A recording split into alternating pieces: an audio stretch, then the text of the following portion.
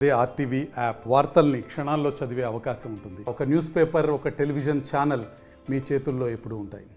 కృతజ్ఞతలు తెలియజేసుకుంటూ అందరూ ముందుకు వచ్చి ఈ రోజున గడిచిన కొన్ని రోజులుగా జరుగుతున్న పరిణామాలలో భాగంగా మైలవరం నియోజకవర్గానికి వైఎస్ఆర్ కాంగ్రెస్ పార్టీ తరఫున ముఖ్యమంత్రి గారు కొత్త సమన్వయకర్తని నిర్ణయించి ప్రకటించినందున శ్రేణులు గత 6 సంవత్సరాల నుంచి నాతో పాటు పనిచేసిన వాళ్ళు ఈరోజు మన ఎమ్మెల్యే గారి భవిష్యత్తు ఏంటి అని చెప్పి వాళ్ళు ఆలోచనలో ఉన్నారు. కాబట్టి వారికి కొంత క్లారిటీ ఇవ్వడం కోసం నేను ఈరోజు ఆత్మీయ సమావేశం ఏర్పాటు చేయడం జరిగింది.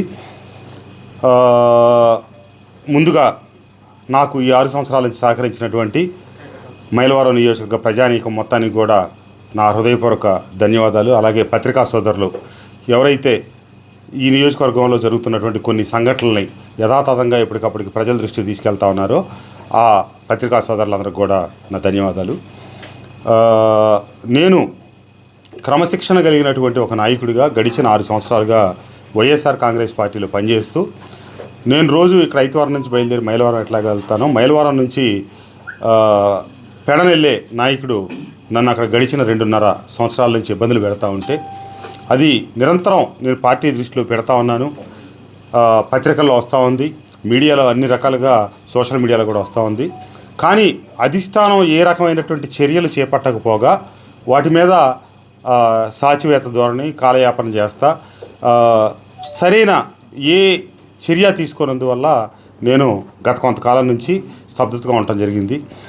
నేను రాష్ట్రంలో అందరి సంగతే నాకు తెలియదు, కానీ కోవిడ్ టైంలో కూడా నా నియోజకవర్గంలో నుండి నా ఇంట్లో వృద్ధాప్యలో ఉన్నటువంటి నా తల్లిదండ్రులు ఉంటే కూడా నేను భయపడకుండా లాక్డౌన్ పీరియడ్ అన్ని రోజులు నేను నియోజకవర్గంలో ప్రజలతో కలిసి పనిచేస్తా పార్టీ పటిష్టత కోసం.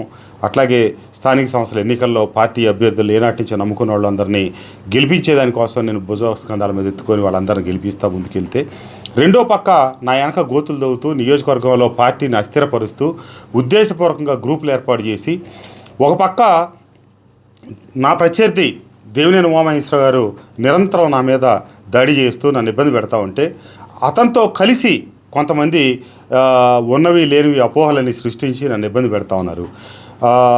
నేను వీటీపీఎస్ బూడిద వ్యవహారం కావచ్చు, కొత్తూరు తాడేపల్లి పరిసర ప్రాంతాల్లో జరుగుతున్నటువంటి మట్టి వ్యవహారం కావచ్చు, సీఎంఓ దృష్టి తీసుకెళ్ళాను.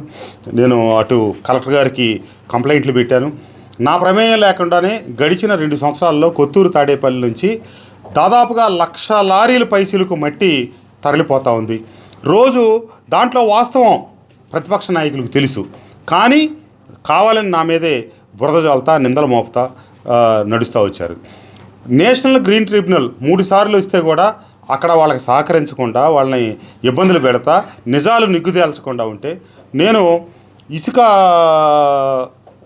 పాలసీ పెట్టినప్పుడు ముఖ్యమంత్రి గారిని స్వయంగా కలిసి చెప్పాను, అన్న మనం తీసుకొచ్చిన ఇసుక పాలసీలో చాలా ఇబ్బందికరమైన పరిస్థితులు ఉన్నాయి. ఎందుకంటే మిగతా ప్రాంతాల సంగతి తెలియదు. నా నియోజకవర్గానికి వచ్చేటప్పటికి కృష్ణానది పరివాహక ప్రాంతం ఏట్లో ఊర్లో ఏరులాగా కలగలిసిపోయి ఉన్నటువంటి గ్రామాలు చాలా ఉన్నాయి. వాళ్ళు డీడీలు తీసుకొని డీడీలు సమర్పించి ఇసుక ఎక్కడో స్టాక్ పాయింట్ నుంచి తెచ్చుకోవాలంటే అది అయ్యే పని కాదన్న అంటే ఆయన వెంటనే ఏం చెప్పారంటే, నేను ఒక నిర్ణయం తీసుకున్నాను, మీరందరూ దానికి కట్టుబడి ఉండండి, అక్కడ జాగ్రత్తగా చేపించండి, కొద్ది రోజుల తర్వాత అదే కుదురుకుంటుంది, అదే సర్దుకుంటుంది అని చెప్పారు. కానీ వారు తీసుకున్న ఆ నిర్ణయం వల్ల రాష్ట్రంలో ఉన్నటువంటి పేద ప్రజలు బడుగు ప్రజల మీద చాలా భారం పట్టడం, చాలా అవస్థ పట్టడం, వాళ్ళకి సకాలంలో ఇసుక లభ్యత కానందువల్ల, అట్లాగే ప్రతిపక్షాలు నిరంతరం ప్రభుత్వాన్ని స్థానికంగా ఉండేటువంటి శాసనసభ్యుల్ని విమర్శించేదానికి ఆస్కారం కల్పించేటువంటి విధానాన్ని తీసుకొచ్చింది ముఖ్యమంత్రి గారే. దాంట్లో శాసనసభ్యులు అయితే మేము 151 మంది ఉండొచ్చాము, కానీ కౌరవులు 101 మంది ఉంటే మేము దానికంటే అదనంగా ఇంకొక 50 మంది ఉన్నాం. కానీ దాంట్లో మా పాత్ర ఏముంది? ఈ రోజున మంచి చేస్తే పాండవులం అవుతాం, చెడు చేస్తే కౌరవులం అవుతాం. రాష్ట్రంలో ఈ రోజున సీట్లు వాళ్ళ స్థానాలు చాలామందికి ట్రాన్స్ఫర్లు అయినాయి, చాలామందికి తీసేశారు. కానీ నాకు పిలిచి స్వయంగా ముఖ్యమంత్రి గారే నువ్వే మైలవరం నుంచి పోటీ చేస్తా ఉంటే కూడా నేను పోటీ చేయడానికి ఇష్టపడకపోవడానికి ప్రధానమైన కారణాలు ఏంటంటే రాజధాని మార్పు. రాజధాని ఇక్కడే ఉంటుంది అని రాజశేఖర రెడ్డి గారు మాట తప్పరు మడమ తిప్పరు వ్యక్తి కాబట్టి జగన్మోహన్ రెడ్డి గారు కూడా మాట తప్పరు మడమ తిప్పరు అని చెప్పి నేను భావించాను. ఎన్నికల ముందు ఎన్నికల పార్టీలో చేరేటప్పుడు వారిని అడిగాను, రాజధాని ఇక్కడే ఉంటుంది, అందుకే నేను ఇల్లు కడుతున్నాను, ఆఫీస్ కడుతున్నాను. నన్ను విమర్శించే వాళ్ళకి ఇక్కడ ఇల్లు లేదు, ఆఫీస్ లేదు, ఏబిఎన్ లేకపోతే ఆంధ్రజ్యోతి పేపరు, ఈనాడు పేపర్కి పని బాటలాకి ఏదో రాస్తుంటారు, ఆ తెలుగుదేశంలో అంటుంటారు తప్పితే దాంట్లో ఏం వాస్తవం లేదని చెప్పారు. కానీ మీరు ఎవరికి చెప్పకుండా కనీసం శాసనసభ్యులతో ఒక చిన్న సమావేశం కూడా ఏర్పాటు చేయకుండా నిర్ణయం తీసుకున్నారు. అట్లాగే తెలుగుదేశం ప్రభుత్వంలో ప్రజలకు ఉచితంగా ఇసుకిస్తున్నారు అనే దాన్ని దృష్టిలో పెట్టుకొని మనం కాదు డబ్బులకే ఇసుక అమ్మాలని ఒక నిర్ణయం తీసుకోవటం, దానికి 6 మాసాల పాటు ఆపటం, దాని మీద ఆధారపడిన భవన నిర్మాణ కార్మికులు కావచ్చు, ఇతర కార్మికులు, లేకపోతే బిల్డర్సు, ఇట్లా చాలా వర్గాలు అవస్థలు ఇబ్బందులు పాలయ్యారు. అట్లాగే మద్యం పాలసీలో కూడా ఎన్నో లోటుపాట్లు ఉన్నాయి. ఇవన్నీ మనం పేదలకు పట్టాలు ఇచ్చాం, ఆ పట్టాలు ఇచ్చిన భూములు మెరక చేస్తే ఈరోజు వరకు వాటికి బిల్లులు రాలేదు. అట్లాగే మన యువక కొన్ని రోడ్లు డ్రైన్లు ఎప్పుడో అధికారంలోకి వచ్చిన సంవత్సరానికి ఇస్తే ఈ రోజుకి కార్యకర్తలతో పనిచేయించాం. వాటికి ఎవరైనా కాంట్రాక్టులు తీసుకురాం కదా. ఏ గ్రామ నాయకులు, ఏ గ్రామ కార్యకర్తలు ఉంటే వాళ్ళకే ఇచ్చి వాళ్ళకి తద్వారా ఒకరు పనులు చేసినట్టే కాకుండా గ్రామ అభివృద్ధితో పాటు ₹1 డబ్బులు మిగులుతాయి అని చెప్పి వాళ్ళకి అవకాశం కల్పిస్తే ఆ బిల్లులు రాక వాళ్ళంతా 2.5-3 సంవత్సరాల పాటు నానా అవస్థలు పడి ఈరోజు కూడా వాళ్ళు కుయ్యోముర్రో అని బాధపడతా ఉన్నటువంటి పరిస్థితి. మరి ఈ పరిస్థితుల్లో మనం మాట తప్పాము, మడమ తిప్పాము. మరి ప్రజల దగ్గరికి వెళ్ళి ప్రజలు మనం ఈ సంక్షేమ పథకాలు ఇస్తున్నామని చెప్తే ఎవరు అడిగారు మిమ్మల్ని ఈ సంక్షేమ పథకాలు? మీరు ఇస్తున్నారు కాబట్టి మేము తీసుకుంటున్నాం. మా ఇంటి ముందు రోడ్డు కావాలి, మా ఇంటి ముందు డ్రైన్ కావాలి. ఇటీవలే నేను నా చివరి కార్యక్రమం మూలపాడులో చేస్తే ఎక్కడైతే ఆ త్రిలోచనాపురంలో ఉన్నటువంటి ఆ కాలనీలో ఉన్న రోడ్లు మొత్తం నేను శాసనసభ్యుడిని అయ్యాక ఇస్తాం. ఆ బస్తీకి సంబంధించిన రోడ్లు మొత్తం 12 రోడ్లు 13 రోడ్లు మొత్తం నేను శాసనసభ్యుడిని అయ్యాక ఇస్తాం. కానీ వాళ్ళు మాకు డ్రైన్లు ఎందుకు నిర్మించడం అని చెప్పి అడుగుతూ వచ్చారు. ఇట్లా ఒకటి చేసినా ప్రజలు సంక్షేమం కోరుకుంటా ఉన్నారు, అభివృద్ధి కోరుకుంటున్నారు. ఈ రెండింటి మధ్య సమతూకం సాధించాల్సింది రాజకీయ నాయకత్వం తప్పితే ప్రజలు కాదు, ఈ శాసనసభ్యులు కాదు. మీరు ఒకే కంటితో ముందుకు సాగుతూ ఉంటే మరి ప్రజల దగ్గర మేము రోజువారీగా ఇబ్బంది పడాల్సిన పరిస్థితి వస్తూ ఉంది. నేను గతంలో కూడా చెప్పాను, ముఖ్యమంత్రి గారి వల్లే మేము శాసనసభ్యులు అయ్యాము. ఒకటి తర్వాత మేము 0 లాంటి వాళ్ళమే. 95% ఓట్లు పార్టీ ఓట్ల వల్లే మేము గెలిచాము. చివరి 5%ఏ మేమంతా సమీకరించుకొని వచ్చి గెలిచాము. దానికి కార్యకర్తలను అవతాటి మీద నడిపించాము, ప్రజలకి నమ్మబలికాము, ప్రజలకి మంచి చేస్తామని నమ్మకం కుదిరిన తర్వాత మాకు అవకాశం కల్పించారు. మరి మేము ఈరోజు చేయలేకపోయాం కదా, అభివృద్ధిలో వెనకబడ్డాం కదా. జీకొండూరు నుంచి గంగినేనికి రోడ్డు ఆ కాంట్రాక్టర్ని కాళ్ళ ఏళ్లబడి బతిలాడి తీసుకొచ్చి ఇది చేపిస్తే అతను ఈరోజు ₹9 కోట్ల విలువైన వర్క్ ₹33 కోట్ల పనికి కానీ చేస్తే మనం ₹1 బిల్లు లేకపోయాం. ఎన్నిసార్లు తిరిగినా దాని మీద నేను ఫలితం తీసుకురాలేకపోయాను. ఆ కాంట్రాక్టర్ అంతవరకు పనిచేసి ఒక 130 కలవట్లు ఉంటే దాదాపుగా 120 కలవట్లు పూర్తి చేశాడు. 4 ఎన్నో బ్రిడ్జిలు ఉంటే 2 పూర్తి చేసి ఇంకో 2 ఆగిపోయి ఈరోజు ఇంకా పెనం మీద నుంచి పొయ్యిలో పడ్డట్టు అయింది పరిస్థితి. అట్లాగే కందులపాడు నుంచి నాగులూరు వరకు నేను ₹45 కోట్ల కేంద్ర ప్రభుత్వ నిధులు ప్రత్యేకంగా నేను తిప్పలబడి తీసుకొస్తే ఆ కాంట్రాక్టర్ వేరే ప్రాంతాల్లో బిల్లులు నాకు చెల్లించలేదు కాబట్టి అది చెల్లిస్తేనే నేను ఇక్కడ ఈ వర్క్ మొదలెడతానని చెప్పి వాళ్ళు ఆపటం జరిగింది. వాళ్ళని ఎన్ని రకాలుగా బతిలాడినా ఇప్పుడు ఆ రోడ్లలో వెళ్ళాలంటే ప్రజలు నరకయాత్ర పడుతూ ఉన్నారు. మరి మనం సమతుల్యత ఎక్కడ సాధించాం? అటు సంక్షేమానికి ఇటు అభివృద్ధికి మధ్య. ఇప్పుడు ఒక ఇంటికి వెళ్ళా, ఒక ఎస్సీ కాలనీకి వెళ్ళా, అక్కడ ఆ తల్లి అడిగింది, అయ్యా మీరు ఇచ్చే అమ్మఒడి లేకపోతే మీరు ఇచ్చే ఈ చేయూతలు ఇవన్నీ కాదయ్యా, నా బిడ్డకు ఒక ఉద్యోగం వస్తే నా కుటుంబం వీటన్నిటి మీద ఆధారపడకుండా నా కాళ్ళ మీద నా బిడ్డ మీద నేను ఆధారపడతా కదా, నా బిడ్డ ఉద్యోగం చేసుకుంటుందనే ఒక సంతోషం, అమ్మాయి భవిష్యత్తు బాగుపడుతుందనే ఆనందంలో ఉంటాం. ఏది నా బిడ్డకు ఒక ఉద్యోగం ఇప్పించు, నాకు ఏమి వద్దు, నా అన్నీ ఆపేసాయి అని అడిగింది ఒక తల్లి. నేనేం చెప్పగలిగే పరిస్థితిలో నా పరిశ్రమ లేదు. ఇది ఒక శాసనసభ్యుడిగాను నేను ఎన్నో పర్యాయాలు చెప్పాను. మైలవరం శాసనసభ్యుడిగా, కృష్ణా జిల్లా వాసిగా అమరావతి ఇక్కడే ఉండాలని కోరుకున్నాను. మరి ఆ విషయంలోనూ మనం మాట తప్పాం, మడం తిప్పాం. దానికి నిర్దిష్టమైనటువంటి విషయాలు ఎప్పుడు శాసనసభ్యులను కూర్చోబెట్టుకొని ప్రజాస్వామ్యం, మనది ప్రజాస్వామ్య దేశం, మనం ప్రజాస్వామ్యయుతంగా ముందుకు పోవాలి. కానీ మీరు వైనాట్ 175 అంటున్నారు తప్పితే దానికి తగ్గ నిర్దిష్టమైన చర్యలు. వైనాట్ 175 అనే మన నినాదం అసలు వాస్తవంగా తప్పు అని నేను అంటా ఉన్నా. అత్యధిక స్థానాలు గెలుచుకోవాలి, మెజార్టీ మార్కును దాటాలని మనం కోరుకోవాలి. కానీ వైనాట్ 175 అంటే మనం ప్రజాస్వామ్యాన్ని ఎక్కడ నమ్మాం? మనం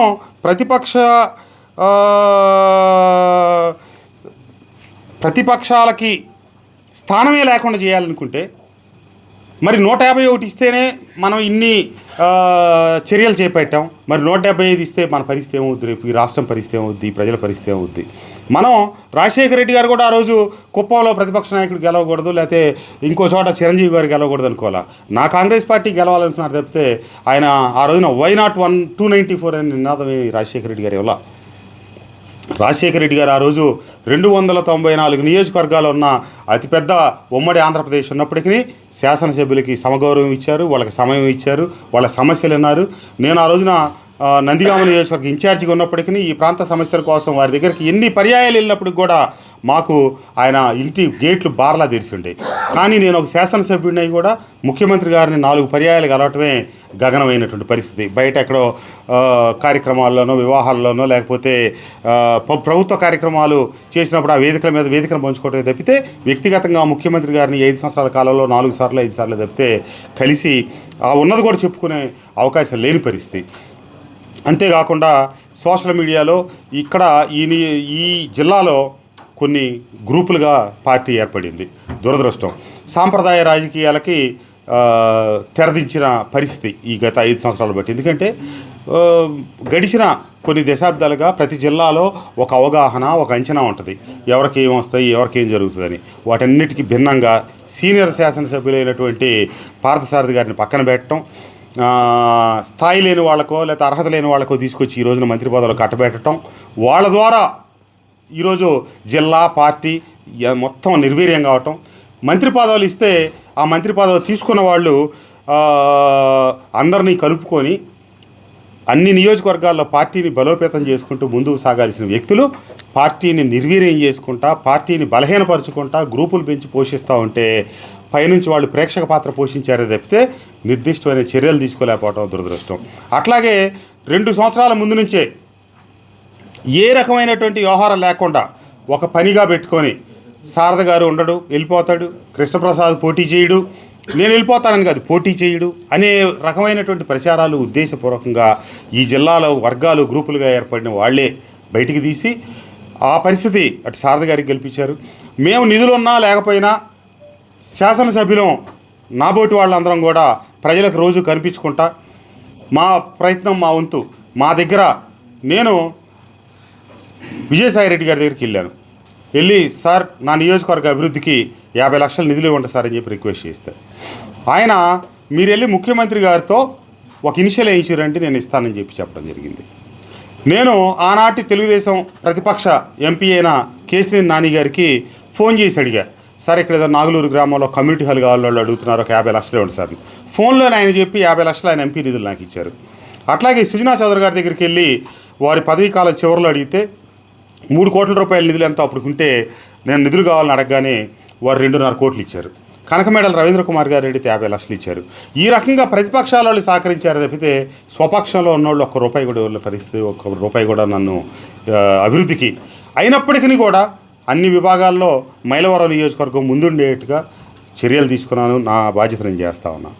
నేను శాసనసభ్యుడిని అయిన తర్వాత తొలినాళ్లలో నాకు ఒక ఇండస్ట్రీ కూడా ఉంది కాబట్టి నాకు స్పిన్నింగ్ ఇండస్ట్రీ, దానికి సంబంధించిన ఇన్సెంటివ్స్ లేక రాక ఆ పరిశ్రమకి, స్పిన్నింగ్ పరిశ్రమకి ఆ పరిశ్రమలన్నీ కుదేలవుతూ ఉంటే ఆ పరిశ్రమ నుంచి శాసనసభలో అడుగుపెట్టి నన్ను అక్కడ స్పిన్నింగ్ మిల్స్ అసోసియేషన్ వాళ్ళు ముఖ్యమంత్రి గారిని అడిగి నిధులు విడుదల చేయించమని చెప్పి అడిగితే నేను ముఖ్యమంత్రి గారికి వినతిపత్రాలు ఇచ్చాను. ఇట్లా నిధులు విడుదల చేయించండి, ఈ ఇండస్ట్రీ బాగాలేదు, పరిశ్రమలన్నీ దెబ్బతింటా ఉన్నాయి, పరిశ్రమలో మూతపడే స్థితి వచ్చింది అని. అంటే ఒక 4 మాసాలు టైం ఇవ్వండి, 4 మాసాల తర్వాత విడుదల చేద్దామన్నారు. 4 మాసాలు సంవత్సరం అయింది, సంవత్సరం 2 సంవత్సరాలు అయింది, 3 సంవత్సరాలు అయింది. 4 సంవత్సరాలు అయిన తర్వాత నిధులకు ఇబ్బంది ఉంది, నిధుల విడుదల చేయలేము, ముందేమో క్యాలెండర్లో పెడతాం, క్యాలెండర్ ప్రకారం చేస్తూ ఉన్నారు, తర్వాతకి విడుదల చేయలేము, నిధులు లేవు అని చెప్పి చెప్పడం జరిగింది. ఈ లోపల రాజశేఖర రెడ్డి గారి చేత్తో 2005-10 ఇండస్ట్రియల్ పాలసీలో భాగంగా ఎన్నో పరిశ్రమలు మన ఆంధ్ర రాష్ట్రంలో నెలకొల్పి వాటికి మనం ఇచ్చిన పాలసీలో భాగంగా ఎన్నో ప్రోత్సాహకాలు ఇస్తామని చెప్పి ఆ తర్వాత ఇచ్చిన ప్రభుత్వం కూడా వాటిని కొనసాగిస్తే మనం అధికారంలోకి వచ్చాక వాళ్ళు ఎవరికి ఇవ్వాల. సరే 4 సంవత్సరాల తర్వాత గడిచిన తర్వాత ఏమన్నారంటే అందరికీ ఇవ్వలేము కానీ శాసనసభ్యులుగా ఉన్నటువంటి మీ ముగ్గురికి సంబంధించిన క్లియర్ చేస్తాం. ఒకటి గుంటూరు పశ్చిమ నియోజకవర్గానికి సంబంధించిన మద్దాలి గిరి గారికి, 2 పెడన శాసనసభ్యులు జోగి రమేష్ గారికి సంబంధించినవి, 3 నాకు సంబంధించినవి ఇస్తామని చెప్పారు. సరే అని చెప్పి ఆ తర్వాత అందరికీ ఇండస్ట్రీకి ఇవ్వకపోయినా మా ముగ్గురికి ఇస్తామని చెప్పటం, ఆ మేరకు పలు పర్యాయాలు మేము ముగ్గురం కలిసి సీఎంఓకి తిరగటం, ఆ తర్వాత ఆగస్టులో గిరిగారికి సంబంధించిన పరిశ్రమకు నిధులు విడుదల చేయటం, అట్లాగే సెప్టెంబర్ ఆర్ అక్టోబర్, నాకు డేట్ సరి గుర్తులేదు, జోగి రమేష్ గారికి సంబంధించిన నిధులు విడుదల చేయటం, మళ్ళీ నాకు సంబంధించిన వాటిని నిధులు విడుదల చేయాల. అదే నేను పలు పర్యాయాలు తిరిగితే ఇక్కడ ఉన్నటువంటి కోటరీ ఏం చెప్పారు, నిధులు విడుదల చేస్తే కృష్ణప్రసాద్ ఉండడు, పార్టీ మారతాడో ఇంకోటో, ఈ రకమైనటువంటి నా మీద బురద జల్లటం, నాకు ముందుగానే ఆత్మన్యూనతాభావం కలిగించే మాటలు మాట్లాడటం. సరే మీ కర్మ మీరు ఇస్తే ఇచ్చారే, ఇవ్వకపోతే ఇవ్వకపోయారు. నేను ఒక చిన్న వ్యాపారవేత్తగా నా 21 సంవత్సరాల వయసులో మొదలెట్టి ఈరోజు ఒక స్థాయికి మెట్టే ఎగి ఆ భగవంతుడు ఆశీస్సులతో, నా తల్లిదండ్రుల ఆశీస్సులతో ఎదిగాను. సరే అయ్యే రోజు అవుతాయి, జరిగే రోజు జరుగుతాయి, నాకు మంచి జరుగుతుందని చెప్పి కూర్చుంటే, నేను పోటీ చెయ్యను అని చెప్పిన తర్వాత నన్ను ముఖ్యమంత్రి గారి కార్యాలయానికి పిలిపించి నీ ఇన్సెంటివ్స్ ఇస్తాం తక్షణం, అట్లాగే నీకు రాబోయే ఎన్నికల్లో నిధులు కూడా అందజేస్తాము, నీకు వనరులు కూడా సమకూరుస్తామని కూడా నాకు చెప్పడం జరిగింది. కానీ ఏమైనా అప్పటికే నేను ఒక స్థిరమైన నిర్ణయం తీసుకున్నాను. అనుకున్నవి జరగలేదు. నాకు ఓటేసి గెలిపించిన ప్రజలకి కొంతమేరకే నేను న్యాయం చేయగలిగాను తప్పితే పూర్తి న్యాయం చేయలేకపోయాననే భావనతో నేను ఇక ఆ వేదిక నుంచి తప్పుకుందామనే ఒక నిర్ణయం తీసుకున్నాను. అందువల్ల వారు నాకు సీట్ ఇస్తామన్నా, వనరులు సమకూరుస్తామన్నా ముందుకి రావటం జరగలేదు. సరే ఈరోజు సోషల్ మీడియాలో పెడుతున్నారు డబ్బులు వచ్చిన తర్వాత అని. నాకు కాదు, చాలామందికి వారికి కావాల్సిన వాళ్ళకి, అయిన వాళ్ళకి అందరికీ నిధులు విడుదల చేసుకోవటం జరిగింది. దాంట్లో భాగంగా నేను నా వ్యాపారాలు పక్కన పెట్టి అన్నిటినీ వదిలిపెట్టి, నా కుటుంబాన్ని వదిలిపెట్టి 6 సంవత్సరాలు పెట్టి రాజకీయాల్లో ప్రజల కోసం మమేకమై నా వ్యాపారాలను ఎంత నష్టాలు వచ్చినప్పటికీ నేను పట్టించుకోకుండా పనిచేస్తే చివరికి నాకు ప్రభుత్వం నుంచి దక్కింది నాకు రావాల్సిన ప్రోత్సాహకాలే. నాకు వస్తే 31 కోటికి కానీ 25 కోట్లన్నర ఎంతో వస్తే దాన్ని కూడా వీళ్ళు నాకేదో ఆపాదించి నా మీద బురద జల్లాలని ప్రయత్నిస్తూ ఉన్నారు. ఈ రోజున రేపు రాబోయే సార్వత్రిక ఎన్నికల్లో ఏ పార్టీ అయినా అధికారంలోకి రావచ్చు, కానీ నేనున్న పార్టీ వైనాట్ 175 అని మాట్లాడుతూ ఉంది. మరి నేను భయపడేవాడిని అయితే, నేను తప్పు చేసేవాడిని అయితే వైనాట్ 175 అనే పార్టీలోనే అధికారం ఉంది కాబట్టి అక్కడే కొనసాగాలి. నేను అధికారం కోసం, పదవుల కోసం, వేటి కోసం ఏ వేదికలు మార్చాల్సిన అవసరం లేదు. నా మనసు గాయపడ్డది. ముఖ్యమంత్రి గారు రాజశేఖర రెడ్డి గారు మా ఇంటికి వచ్చి ఈ ఇంట్లోనే ఒకరోజు బస చేసి ఆయన భోంచేసి వెళ్ళారు. ఆ రోజు నా పిల్లలు అది అంత చిన్న పిల్లలు, ఈరోజు ఒక పాపకు పెళ్ళి అయింది, ఇంకొక 2 పిల్లలు చదువులు చివరి దశలోకి వచ్చే వయసుకి ఎదిగారు. అప్పటి నుంచి కూడా నేను ఆ కుటుంబంతోనే పనిచేశాను. కానీ ఆ రాజశేఖర రెడ్డి గారిలాగా మాట తప్పను, మడమ తిప్పను అనే మాటలకి ఇప్పుడున్నటువంటి ప్రీతమ జగన్మోహన్ రెడ్డి గారికి సంబంధం లేదు.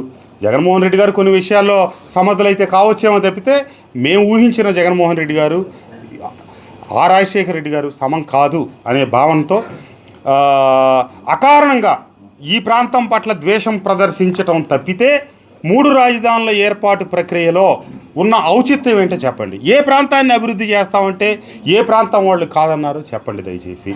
అవన్నీ వదిలేసి వ్యక్తిత్వ హననం, సొంత చెల్లి దగ్గర నుంచి సొంత బాబాయ్ దాకా కూడా ఏ విషయాన్ని కూడా ప్రజాస్వామ్య హితంగా మనం వదిలిపెట్టకుండా మన కాదన్న వాళ్ళ మీద కక్షలు, కార్పణ్యాలు, వాళ్ళ మీద కొట్లాట్లు, తగువులు, సాక్షాత్తు ఈ రాష్ట్రంలో అత్యంత సీనియర్ నాయకులైనటువంటి నీ తండ్రి తర్వాత నీ తండ్రి సమకాలీకులైనటువంటి మాజీ ముఖ్యమంత్రి గారి ఇంటి మీద గొడవలకు వెళ్ళటం దగ్గర నుంచి, వాళ్ళ కార్యాలయాలు పాలగొట్టే దగ్గర నుంచి ఈ విషయాలన్నీ చేపిస్తా మీరు చూస్తా. ఈరోజు మీ చెల్లి మీద కూడా అందరూ దాడి చేస్తారు. అమ్మాయి షర్మిలమ్మ ఏ వేదిక మీద నుంచి అయినా ఉండవచ్చు, కానీ ఆ అమ్మాయి భావజాలాన్ని ఆమె చెప్పుకుంటా ఉంది.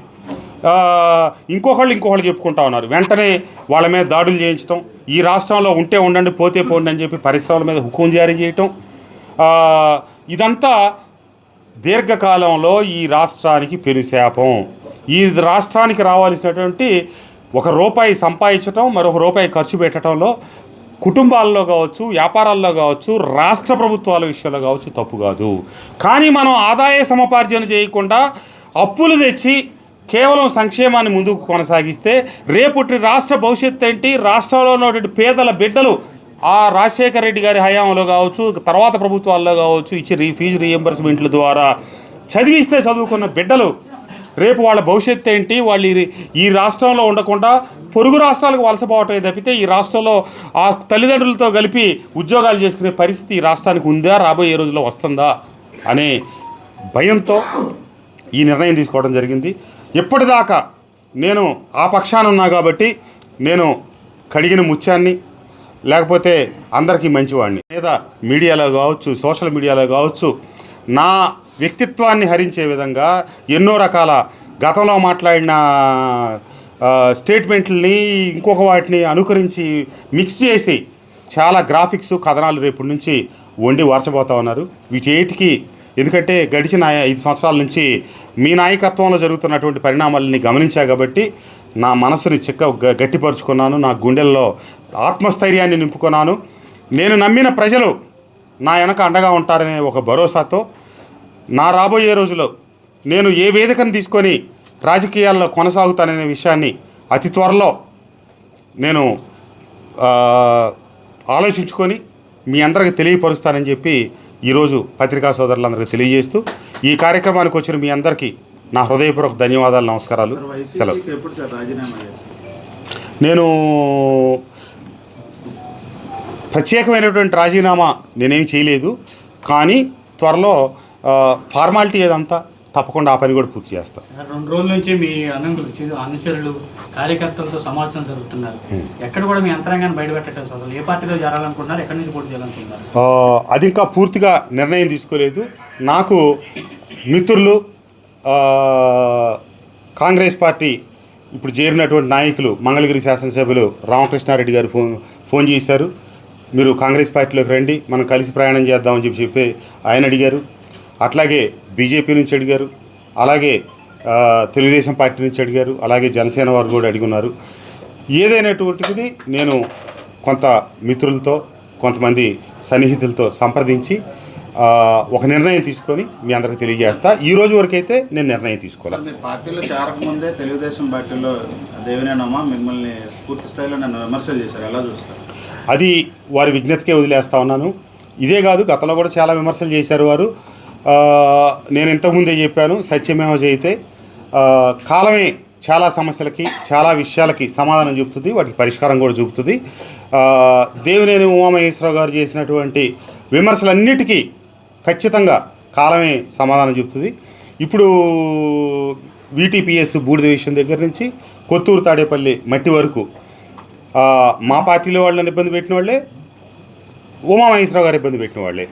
నేను ఇప్పుడు ఏం చెప్తా ఉన్నానంటే, ఇప్పటికైనా ముఖ్యమంత్రి గారు దయచేసి కొత్తూరు తాడేపల్లిలో ఉన్నటువంటి మట్టి మొత్తం ఎవరు తవ్వారు, ఎవరి ప్రోద్బలంతో జరిగింది, ఎవరు మిషన్లు ఈరోజు కూడా పనిచేస్తున్నాయి, పెడనకి సంబంధించినటువంటి అజయ్ అనే వ్యక్తికి ఇక్కడ ఎవరు కాంట్రాక్ట్లు ఇచ్చారు, అట్లాగే వీటీపీఎస్లో అనాదిగా 3 విధాలుగా బూడిద బయటికి వెళ్తుంది. ఒకటి ప్లాంట్ లోపల ఉన్నటువంటి డ్రై యాష్ ట్యాంకర్లు నేరుగా నింపుతారు, అది వెళ్తుంది. 2 కేంద్ర ప్రభుత్వ పర్యావరణ శాఖ వారి సూచనల మేరకు రోడ్లు, ప్రభుత్వ నిర్మాణాలకు సంబంధించిన వాటికి యాష్ కొంత పాండ్ నుంచి వెళ్ళటం, అట్లాగే స్థానికంగా ఎఫెక్టెడ్ విలేజ్కి సంబంధించిన లారీల వాళ్ళకి సంబంధించిన వాళ్ళకి ప్రాధాన్యత ఇస్తూ వాళ్ళు ఇటుక బట్టీలకి లేకపోతే ఇతరత్ర వాటికి అమ్ముకోవడానికి కల్పించేటట్టుగా 2 రకాల లోడింగ్లు జరుగుతాయి. కానీ 3వ రకమైనటువంటి విధానం డబ్బులు తీసుకొని లోడింగ్ పెట్టే సిస్టమ్ గత సంవత్సరం బట్టి అక్కడ జరుగుతూ ఉంది. ప్రతిపక్షం వాళ్ళు నాకల్లి వేలెత్తి చూపిస్తున్నా అక్కడ వాస్తవం ఏంటో అక్కడ ఉన్నటువంటి వీటీపీఎస్ ఆ బూడిద తీసుకెళ్లే లారీ ఆపరేటర్స్ అసోసియేషన్ వాళ్ళకి తెలుసు, ఆ లారీ ఆపరేటర్స్కి తెలుసు, అక్కడ ఉన్నటువంటి అందరికీ తెలుసు. కానీ ఉద్దేశపూర్వకంగా అటు వాళ్ళు దొంగలు ఊళ్ళు పంచుకున్నట్టు వాటాలు పంచుకొని నాకల్లి వేలెత్తి చూపిస్తూ ఉన్నారు. ఇది ఏది నిజం అనే దానికి ప్రభుత్వాన్ని నేను డిమాండ్ చేస్తూ ఉన్నాను. వీటీపీఎస్లో డబ్బుకి మట్టి అమ్ముతున్న వాళ్ళు ఎవరు, రాజమండ్రి ప్రాంతానికి సంబంధించిన వ్యక్తులు ఇక్కడ ఎలా మిషన్లు పెట్టారు, అట్లాగే ఎక్కడో ప్రాంతానికి సంబంధించిన ఒక మంత్రి గారి తాలూకా మిషన్లు ఎక్కడి నుంచి వచ్చినాయి, స్థానికంగా ఉన్నటువంటి అసమ్మతి వర్గం మిషన్లు ఎక్కడి నుంచి వచ్చినాయి, ఎట్లా వచ్చినాయి అనే దాని దగ్గర నుంచి మొదలెట్టి కొత్తూరు తాడేపల్లిలో 1,00,000 పైచిలుకు లారీలు మట్టి వెళ్ళింది. అది వాస్తవం. 1,25,000. దాని మీద నేషనల్ గ్రీన్ ట్రిబ్యునల్ వస్తే కూడా 3 పర్యాయాలు పర్యటిస్తే కూడా, సామాజిక కార్యకర్తలు పోరాటం చేస్తే కూడా, స్థానిక శాసనసభ్యుడు కలెక్టర్కి ఉత్తరం రాసి తగు చర్యలు తీసుకోండి అంటే కూడా తీసుకొని పరిస్థితులు ఎందుకు ఉత్పన్నమైనవి అనేది గ్రహించాలి దయచేసి. అట్లాగే విజయవాడ రూరల్ మండలానికి సంబంధించి గతంలో ఉన్నటువంటి వనజాక్షి తప్పితే, తర్వాత శ్రీనివాస నాయకుని తప్పితే, ఇక ఆ తర్వాత వచ్చినటువంటి ఎంఆర్ఓలందరూ కూడా నా ప్రమేయం లేకుండానే అక్కడ నేను చెప్పాను కదా, నియోజకవర్గంలో కొన్ని ప్రాంతాలకే నేను శాసనసభ్యుడిని, కొన్ని ప్రాంతాలు నా ఆధీనంలో లేవు. నేను అక్కడ ఉన్నటువంటి పరిపాలనా కార్యక్రమాలు, అభివృద్ధి కార్యక్రమాల్లో నాకు సంబంధం లేని పరిస్థితులు సృష్టించారు కాబట్టి ఈ రోజున నేను ఈ నిర్ణయానికి రావటం జరిగింది. వీటన్నిటి మీద కూడా ప్రభుత్వం సమగ్ర విచారణ జరిపి వాస్తవాలు వెలికి తీయాలని చెప్పి నేను ముఖ్యమంత్రి గారికి సగౌరవంగా మనం చేస్తాం. వైసీపీలో మిమ్మల్ని ఇబ్బంది పెట్టిన వాళ్ళ పేరు అయితే మీరు చెప్పట్లేదు, అందరికీ తెలిసి. ఎందుకు దానికి ఉందా స్పెసిఫిక్గా? దానికి సీక్రెటే లేదు. ఈరోజు నేను పెంచిన మొక్క, నేను గుర్తించిన వ్యక్తి, నా కింద పనిచేసినటువంటి సోదరుడు సర్నాల తిరుపతిరావు గారిని మైలవరంలో వార్డు మెంబర్గా 2016 సర్పంచ్ ఎన్నికల్లో ఓడిపోతే నేను అతన్ని గుర్తించి నేనే జడ్పీటీసీ సభ్యుడిగా టికెట్ ఇచ్చి అన్ని వనరులు సమకూర్చి నేను గెలిపించాను. సరే, ఈరోజు ముఖ్యమంత్రి గారు అదే వ్యక్తిని తమ్ముడిని నియోజకవర్గ సమన్వయకర్తగా నియమించారు, సంతోషం. కానీ ఒక బలమైనటువంటి రాజకీయ కుటుంబం నుంచి వచ్చి ఏమైతే నన్ను ఇబ్బంది పెడతా ఉన్నాడో ఆ వ్యక్తి కంటే ముందుగా నేను నందిగామలో 1999లోనే రాజకీయ ఆరంగేట్రం చేసి గెలుపొందగినప్పటికీ రాజకీయాల్లో ఉన్నటువంటి నన్నే లెక్క చేయనటువంటి నన్ను ఇంతకాలం ఇబ్బంది పెట్టినటువంటి వ్యక్తి ఈరోజు పాపం ఒక చిన్న వ్యక్తి అయినటువంటి సర్నాల తిరుపతిరావుని నియోజకవర్గంలో పనిచేయనిస్తాడా? ఖర్చీఫ్ వేశారా? సహజ వనరుల మీద కన్నేశారా? ఎంతమంది దగ్గర గెలిచినా ఓడినా ఈ నియోజకవర్గం నా చేతిలో ఉంటే చాలు, ఇది నా చేతితోనే జరగాలని చెప్పి అనే విషయం వాస్తవాలు అందరికీ తెలియదా? ఆ వ్యక్తి ఎవరో మీ అందరికి తెలియదా అని చెప్పి అడుగుతాను. గ్రావెల్ చివరి సంవత్సరంలోనే కలెక్టర్ లెటర్ రాశారు తప్ప 3.5 సంవత్సరాలు ఎందుకు సైలెంట్గా ఉన్నారని దాని మీద కడుపు చేయించుకుంటే కాళ్ళ మీద పడుతుంది. ఎందుకు చెప్పలేదంటే చేసేదంతా మా వాళ్ళే, కానీ దొంగలు అన్నట్టుగా అందరూ మా వాళ్ళు అటు వాళ్ళు కూడా కావాలని నా కళ్ళి ఏళ్ళు చూపిస్తూ ఉంటే నేను భరించలేక కొంతకాలం ఓపిక పెట్టి, అంతకుముందు 3.5 సంవత్సరాలు జరగల, ఈ చివరి 2.5 సంవత్సరాలే జరిగినాయి. జరిగింది ఎక్కువ జరిగింది చివరి 2.5 సంవత్సరాలు. అంతకుముందు ఏదో విజయవాడ చిన్న చితక దోలేవాళ్ళు జరిగేది, నడిచిపోయేది.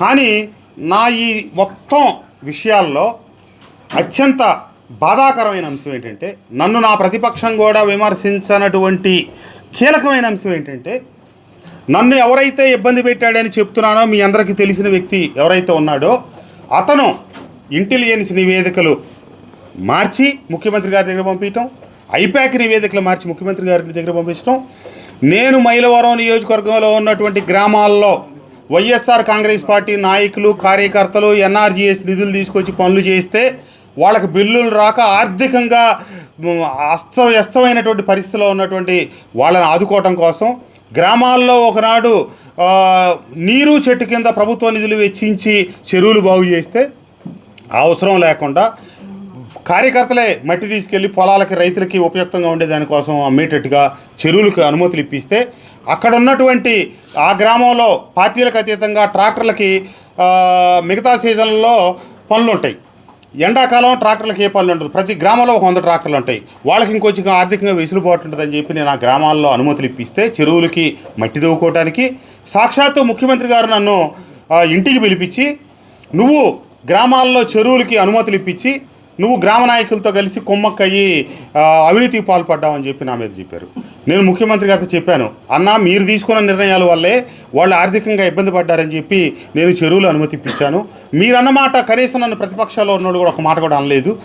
వాళ్ళు కూడా నా మీద మోపని నిందన మోపుతున్నారు. నియోజకవర్గంలో ఉన్నటువంటి ప్రతి నాయకుడికి కార్యకర్తకు నేను అండగా ఉంటే వాళ్ళు నష్టపోయిన వాళ్ళని నేను ఆదుకొని నేను చేస్తూ ఉంటే మీరు పట్టుకొని నన్ను ఈ మాట అన్నారని చెప్పి నేను మనస్తాపం చెందడానికి అయిన బలమైన కారణాల్లో ఆయన నన్ను నేరుగా ఒక కాగితం తీసుకొని, రాసిన కాగితం ఇంటెలిజెన్స్ నివేదికలు అయితే వాళ్ళకు టైప్డ్ మ్యాటర్ ఇస్తారు. ఎవడో రాసిచ్చిన ఒక కాగితాన్ని తీసుకొని దాంట్లో చూసుకుంటా ముఖ్యమంత్రి గారు.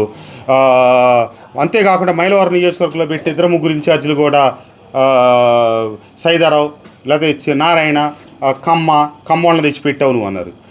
మరి మనం ఎవరిని పెట్టుకున్నామో మన కార్యాలయాల్లో మనం మర్చిపోయి నా కింద వాళ్ళు ఉన్న వైఎస్ఆర్ కాంగ్రెస్ పార్టీ కుటుంబ సభ్యులు, నా పక్కన ఉన్న పజ్జూరు నాగరాజు జీకొండూరుకు సంబంధించిన అతను ఉంది గౌడ సామాజిక వర్గం. మరి అవన్నీ మర్చిపోయి ఎవరో ఉన్న ఒక ఇద్దరిని ఎవడో ఒక ఉత్తరం రాసిస్తే దాన్ని తీసుకొని నా నియోజకవర్గం సంబంధం లేనివాడు నా మీద నిరంతరం బురద జల్లేవాడు కాగితం రాసిస్తే అదే చదివి ముఖ్యమంత్రి స్థాయి కలిగిన ఒక వ్యక్తి నన్ను ఒక దోషిలాగా మాట్లాడటాన్ని నేను భరించలేకపోయాను, నేను తట్టుకోలేకపోయాను. పార్టీ మార్పు ఎప్పుడు సార్ క్లారిటీ ఇచ్చేది? నా ముందు ముఖ్యమంత్రి గారు తీసుకున్న నిర్ణయం తర్వాత 3 రకాల మార్గాలు ఉన్నాయి. 1, రాజకీయంగా సన్యాసం తీసుకొని రాజకీయాలకు దూరం అవటం. 2, ఇదే పార్టీలో ఉండి ఆయన నిర్ణయించిన వ్యక్తికి మద్దతు ఇచ్చి ముందుకు నడవటం. లేదు, మరొక వేదిక తీసుకొని రాజకీయంగా నేను ముందుకు కొనసాగటం. ఈ అంశాలన్నింటినీ రాజకీయంగా సన్యాసం తీసుకోవాలనే నిర్ణయాన్ని నేను తీసుకోవట్లేదు. ఇదే వేదిక మీద ఉండి నేను అనుకున్న మేరకు అభివృద్ధి చేయక నన్ను అవమానించినటువంటి వేదిక నుంచి కొనసాగలేను కాబట్టి మరో వేదిక తీసుకోవాలనే నిర్ణయం తీసుకున్నా. అది ఏ వేదిక అనేది నేను త్వరలో నిర్ణయించుకుని మీకు తెలియపరుస్తా.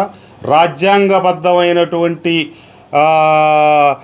ఆ పెద్దలు బిఆర్ అంబేద్కర్ గారు ఇచ్చినటువంటి రాజ్యాంగ హక్కులతో కొంతమంది ఎస్సీ సోదరులు, ఆ రకమైనటువంటి హక్కులు కలిగిన సోదరుల్ని సోషల్ మీడియా ముసుగులో ముందు పెట్టి నా వ్యక్తిత్వాన్ని హననం చేస్తూ నా మీద కావాలని చెలవల పలవలు కథలు గాయించి వాటి ద్వారా ప్రచారం చేసే వాళ్ళకి నాదొక నమస్కారం, నాదొక విన్నపం.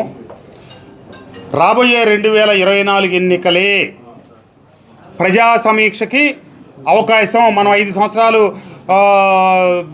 ప్రజల దగ్గర సేవ చేసుకొని పరీక్షలకు వెళ్ళినట్టుగా మనం ప్రజల దగ్గరికి వెళ్ళబోతా ఉన్నాం. ఇంకో కొద్ది మాసాల్లో ఎవరు ఎక్కడ పోటీ చేసినా గెలిచిన వాళ్లే పరీక్షకు నిలబడ్డట్టు, పోయిన వాళ్ళు ఓడిపోయినట్టు. కాబట్టి రాబోయే మహాభారత సంగ్రామంలో ఎవరు పాండవులో ఎవరు కౌరవులో ప్రజల దగ్గర తీర్చుకుందాం. అప్పటి వరకు మీ బాధ్యత మీ పనులు మీరు నిర్వర్తించండి, నా బాధ్యత నా పనులు నేను నిర్వర్తిస్తా. అంతేగాని వసంత కృష్ణప్రసాద్ వ్యక్తిత్వ హననానికి పూనుకుంటే నేను వారు ఆశించినట్టుగా గడిచిన 6 సంవత్సరాల కాలంలో పవన్ కళ్యాణ్ గారినో లేకపోతే చంద్రబాబు నాయుడు గారినో లోకేష్ గారినో ఒక్క సందర్భంలో లోకేష్ గారిని ఏదో ఒక మాట అన్నా. ఏది కొండల విషయంలో చంద్రబాబు మన స్థానిక ప్రజాప్రతినిధి ఎవరు వాళ్ళు అక్కడ స్థానిక ప్రజాప్రతినిధి ఇక్కడ నన్ను ఇబ్బంది పెట్టేదో చేస్తే దాన్ని ఖండించే క్రమంలో వారిని సమర్థించారని చెప్పి లోకేష్ గారిని నేను ఒక మాట అంటం జరిగింది. అంతకు మించి ఎన్ని పర్యాయాలు చెప్పినప్పటికీ నాతో 3 పర్యాయాలు చెప్పారు. ఏ పర్యాయం కూడా నేను నా నోరు నేను పారేసుకోలేదు. అట్లాగే ఇప్పుడు వాళ్ళందరూ కనుక నా మీద నోరు పారేసుకున్నా కాలమే సమాధానం చెబుతుంది. ఎన్ని రకాల విచిత్రమైనటువంటి వీడియోలు మీరు తయారు చేసి పెట్టినా నేను ఏం వాటికి బెదర్ను అని చెప్పి తెలియజేస్తూ అదేది నేను ఇంతవరకు నిర్ణయం తీసుకోలేదు. కాలం నిర్ణయిస్తుంది. అదంతా త్వరలో మీకు తెలియజేస్తాను. కోట్లు సంపాదించిన వాళ్ళు చాలా మంది నియోజకవర్గంలో వచ్చి ఇప్పుడు మా మీద కథనం చలాయించాలని చూస్తున్నారు అని దేవినేని ఉమా ఒక వ్యాఖ్యానం చేశారు సార్. దాంతోపాటు త్వరలోనే నేను నియోజకవర్గం మొత్తం ఇక్కడ పాదయాత్ర చేయబోతున్నాను అన్నారు. అంటే ఎవరిని రానివ్వననే ఉద్దేశంతో ఆయన ఆ వ్యాఖ్యలు చేశారు. ఇండైరెక్ట్ మిమ్మల్ని అన్నారని కూడా ప్రచారం. దానికి నేను వ్యాఖ్యానించాల్సిన అవసరం లేదండి. అది రాబోయే రోజుల్లో ఎట్లా జరుగుతాయి పరిణామాలు ఏంటనేది అన్ని క్లారిటీలు మీకు వస్తాయి. దాన్ని బట్టే ఆ రోజు మాట్లాడదాం.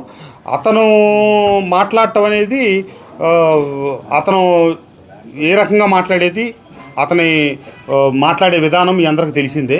కాబట్టి దానికేం పెద్ద ఆశ్చర్యపోవాల్సిన పని లేదు. సరైన సమయంలో దానికి కూడా పూర్తిగా సరిగా సమాధానం చెప్తాను. మరిన్ని వీడియోస్ కోసం ఛానల్ ని సబ్స్క్రైబ్ చేయండి. లేటెస్ట్ అప్డేట్స్ కోసం వాట్సాప్ ఛానల్ ని ఫాలో చేయండి. అండ్ లింక్ డిస్క్రిప్షన్ లో ఉంది.